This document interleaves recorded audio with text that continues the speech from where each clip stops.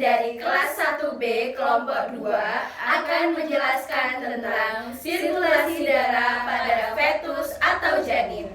Sebelum itu, saya Asyifatul Faiza, NIM 063, akan menjelaskan tentang proses sirkulasi darah pada fetus. Saya Vidya Rahimatanti dengan NIM 069 akan menjelaskan tentang sirkulasi darah dan plasenta. Saya Nafisa Salaparimita NIM 070 akan menjelaskan proses sirkulasi darah. Saya Itaki Salma Maulana dengan NIM 073 akan menjelaskan tentang kesimpulan yang telah kami paparkan.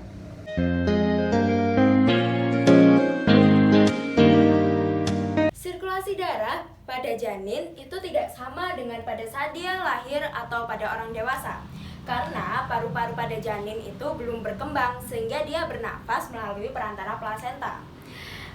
Plasenta merupakan jaringan dinding rahim dengan jonjot-jonjot dan jonjot-jonjot yang mengandung banyak pembuluh darah, merupakan tempat pertukaran zat yang diambil dari darah ibu dan yang tidak perlu akan dikeluarkan.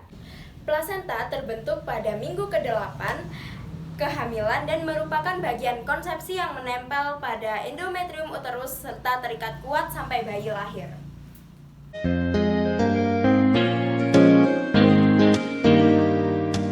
Sistem sirkulasi darah janin meliputi vena umbilicalis, ductus venosus aranti, kemudian ada foramen ovale, lalu ductus arteriosus, kemudian yang terakhir ada arteri umbilicalis.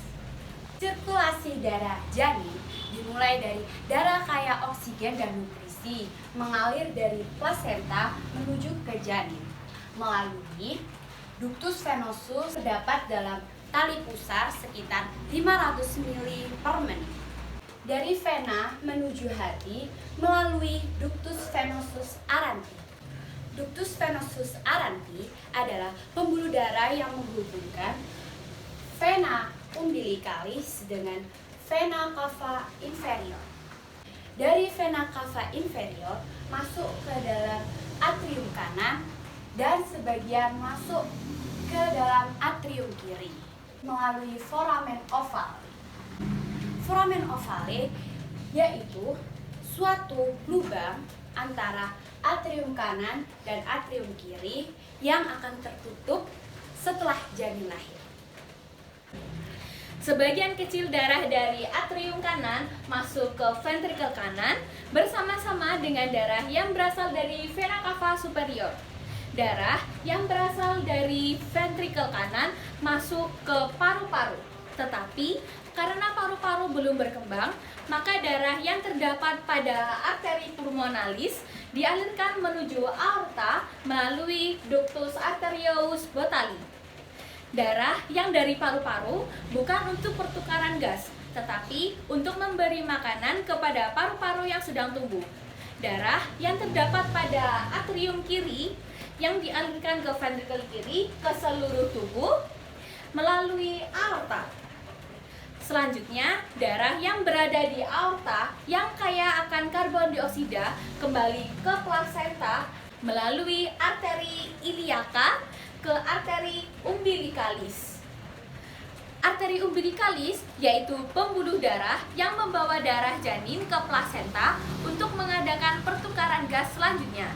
Kedua arteri dan vena umbilicalis terbungkus dalam suatu saluran yang disebut ductus umbilicalis atau tali pusar.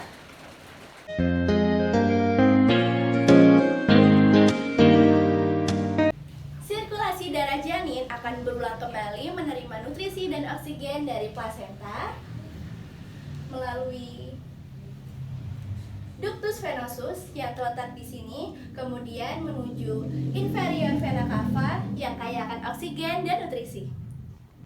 Perjalanan sirkulasi paru-paru bersifat paralel, yang artinya sirkulasi paru-paru dan sirkulasi sistemik berjalan bersamaan.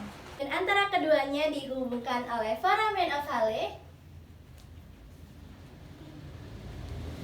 ductus arteriosus botali yang terletak di sini, dan ductus venosus aranti yang terletak di sini. Sekian dari kami. Wassalamualaikum warahmatullahi wabarakatuh. terbentuk pada bulan ke-8. Sistem sirkulasi darah meliputi Aku yang mono. vena umbilicalis, Ductus ferotus. kan kok verantus mana? Verosus. Venosus. Nyoba tok kan iki. Nyoba tok iki Nyoba nyoba tok. tok. Iya, lho wis kado tak teh. Sirkulasi darah janin akan berulang kembali menerima nutrisi dan oksigen dari Sal, ulang. Enggak, iku mangku kayak awal-awal. 이게 도대체 왜요